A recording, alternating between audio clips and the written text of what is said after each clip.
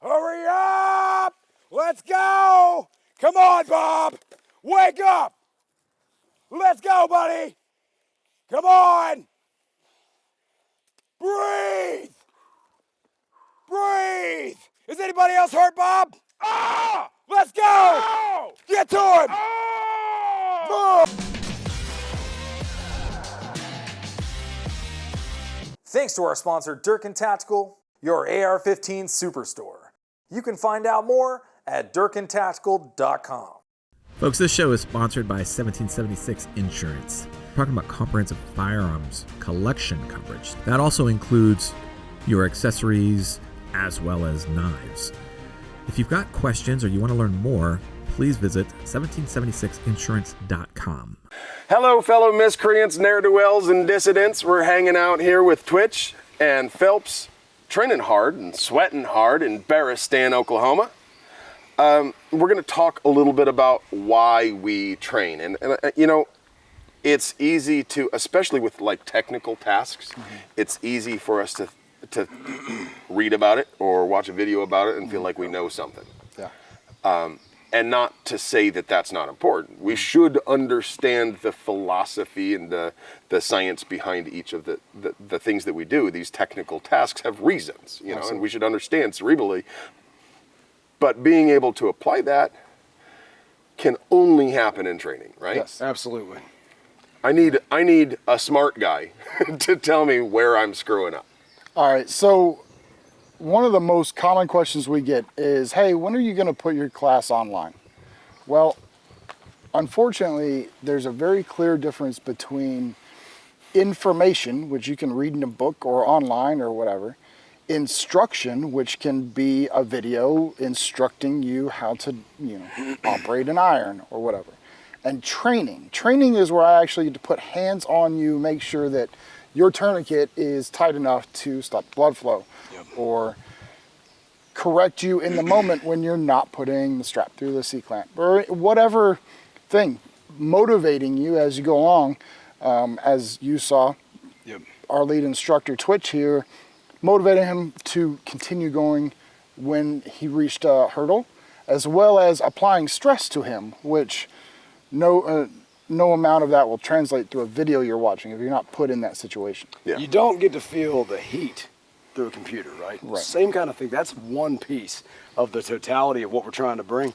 So it's hot, it's humid, it's daylight, or it's nighttime, or it's cold, and every aspect of how your body functions changes, all of it, based on stress, temperature, water levels, all of that stuff. The patient's wet and hairy, and you just can't get that chest seal to stick. Or the chest seal has somehow started to melt because it's made by man, right? It's not perfect, and it just will not detach, and you're about to just destroy it, and you got to change it up. So all of that stuff is, I think, what we bring to the table, what we try to give people, because you can't get that through a video game or a PowerPoint. That's all relevant to some extent. You can get virtual training in a lot of things now. You can get PowerPoint presentations. We do some of that too. But at a certain point, you've got to actually put your hands to the task and see what happens. As well as, you know, that heightened stress has a lot to do with it, because we tell people during our essential responders, like, every single person will react to heightened stress slightly differently. And I could not tell you, Andrew, how you're going to react when you're placed under stress. We just have to put you under stress and then examine it. Right. Yep. And it's worth noting too that when we do a class, we purposely limit the number of students because of that, because there has to be some level of personal monitoring. And we don't have 100 instructors running around, you know. I've seen carbine classes where they'll run 30 students through a class and there's a lead instructor and 2 range safeties. You're not gonna get good training at that class. You can't. Well, and it's gonna at very you can get good practice. Yeah, it's a very minimum gonna be more neglected training. Yeah, and you know, you're gonna get some instruction and you're gonna get some practice. You'll get the repetitions, but you're unlikely to get a lot of time. I mean, they'll do what they can. They're back and forth. I've been through a class like that, but during classes like that, I've had like through a 2-day class had like 3 interactions with instructors, you know, hey, you need to, whatever the thing is, and then nothing else. And then And now, okay, I'm trying to do the thing he said, but he hasn't come back around to tell me, have I corrected it now, or I'm still doing that? Because I can't see what I'm doing. Exactly. And I try to yell at everyone equally. You know, I try to distribute that without hesitation. Definitely. Can you tell us a little bit about specifically this exercise? Can you walk us through the steps that Preacher was doing? And I know you got to kind of shoot from the hip, remembering what exactly happened. But can you tell us in a fairly general way what steps Preacher took and why he did those things? Sure. So I'll give my take, and then I like yours as well because it's different vantage points. And we get a lot of media wanting to critique one vantage point on, let's say, a police shooting. That's not realistic. You weren't there. You weren't under stress. So that's Monday morning quarterbacking, which is not fair in any way. So keeping all of that in mind, I purposely told Preacher, hey, I need you to run down and back and come back to me. I need his heart rate to be up because when the incident, your life-threatening thing happens, your heart rate will spike. So we're trying to simulate that by already getting it there. Not only that, the thing that caused you to need to do this stuff probably got you moving a little bit to begin with. Absolutely. So when he gets back to me, I told him to close his eyes and chamber around. So he chambered around, holstered up. Closing his eyes was on purpose, so he has this very abrupt, almost like waking from a sleep or you weren't seeing it coming kind of thing. At that point, when I was ready, I stimulated my guy that was, off screen with a rifle. He fired off real shots. And at that point, I wanted Preacher to put 2 rounds on target. So he drew his weapon, had to acquire the target, and put 2 rounds. From then, we're gonna run him back because we wanna get off the X, right? Bullets for bullets. So if bullets are happening, causing injuries or whatever, we give bullets as the medicine for that. We stop the threat. So he stopped the threat, 2 rounds on target, and then he retreated back. He changed his positioning. Maybe that guy isn't down. Maybe there's a buddy nearby, right? Once he got back here, then the simulation is, cool, you got off the X, and now you're starting to realize you're injured. And now we're rendering aid, because if we can, we don't render aid on the X. We're not simulating that if he had known he was injured where he was, he would have sought to put something solid between him and the bad guy, and he would have given self-aid. He wouldn't have run away. Exactly. We're simulating he did run away and then realized he was injured, because that happens like all the time. And the full simulation was he put 2 rounds on target, not near target. He struck the target. So bad guy dropped, it was a simulation. Now we're leaving. We're creating space. What if his blood pressure comes back and he comes back and tries to kill me again? I need to be further away or at least in a different spot. Yeah, so I'm sorry to pause you a second. That's something that a lot of people don't know about, that it's super common for you to put several into the thoracic cavity. Dude hits the ground, suffered hypovolemic shock. Right. But when he got prone to the ground, his blood pressure came back up.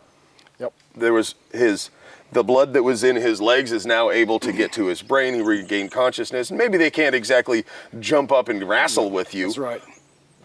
But if there's a weapon near them, they certainly might have enough seconds of conscious activity that they could start shooting. It may be low, but it's now equalized, and it will, like you said, give them a few seconds to come back. I met a Marine in a carbine class that happened to him, and he was injured in the leg from that guy that he thought he put down. Which actually gets to another piece of the training too, where we never teach students that they get to die. Right. That's not up to them. We will tell them at certain points, depending on the scenario and what we're trying to emphasize, that, hey, you're dead, but we never let them pick it. We never emphasize that. For example, once Bob was injured and he's needing a tourniquet, we're not telling him, hey, lay down, Bob. Hey, you're dead, Bob. No. We're going to fight through it because we want to ingrain that subconscious world of training. The drive. You don't get to quit. You don't get to die. He's got family to go home to. Right. And then so once that's what decides who wins is oftentimes it's who stopped fighting first, not who wasn't. That's right. I mean, in many cases, you take away the physiological ability of the enemy to fight, but in so many real world cases, the fighting stopped because somebody quit. Somebody said, "Oh, I've been shot. I'm dead." You don't get to pick. You're either dead or you're not, and that's it. How extreme we view it. So from that point, I then try to play the negative voice in your head. The thing telling you to quit, right? This negative energy, this loud, chaotic stuff that's in your head. It also simulates the chaos of the world. If you are in that kind of a situation, people are screaming, they're dying, they're hurt. You are going to have an overload of senses. So we're trying to simulate that too. Once he puts the tourniquet on his leg, then the stimulation was you.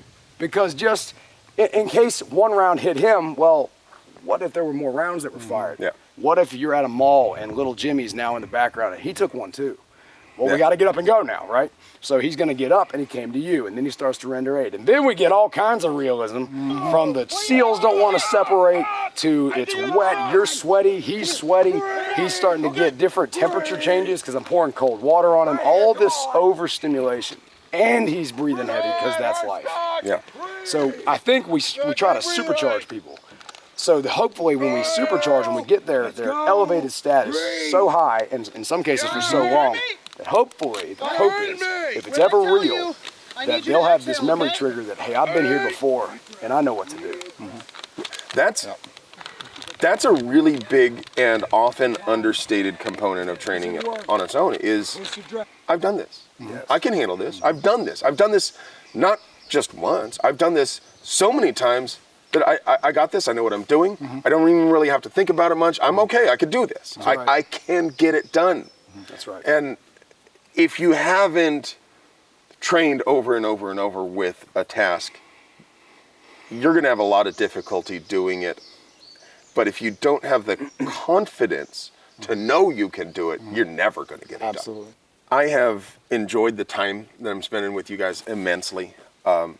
In like every video I gush about how much knowledge you've been putting in my brain. It's a lot of fun. Yeah. It's a lot of fun doing this stuff. We've enjoyed it as well. It is enriching. It makes my heart feel good and my brain feel full. I love hanging out, even if it is a bit hot in this beautiful country out here. You guys are knowledgeable, you are driven, you are kind, you are welcoming, you are my heroes. I want to be like you when I grow up. Thank you to Durkin Tactical for sponsoring these videos. It makes it possible for us to do it. Thank you guys for watching. I love you.